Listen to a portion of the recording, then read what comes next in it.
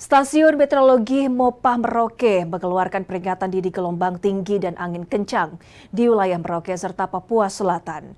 Nelayan tradisional diminta mewaspadai gelombang laut dan angin kencang di Laut Arafura bagian timur. Tinggi gelombang di perairan Arafura bagian timur dan perairan Yosudarso Utara hingga selatan diperkirakan mencapai 1 hingga 1,5 meter. Sementara di Laut Arafura bagian timur mencapai sekitar 2 meter.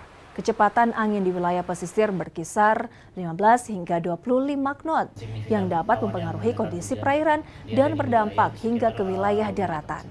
Potensi hujan dengan intensitas sedang hingga lebat diprediksi terjadi di Kabupaten Asmat, Boven di Goel, dan sebagian wilayah Mapi. Jadi untuk di hari ini hingga besok itu di wilayah Boven, Tanah Asmat dan sebagian Mapi masih signifikan hujan sedang hingga lebat.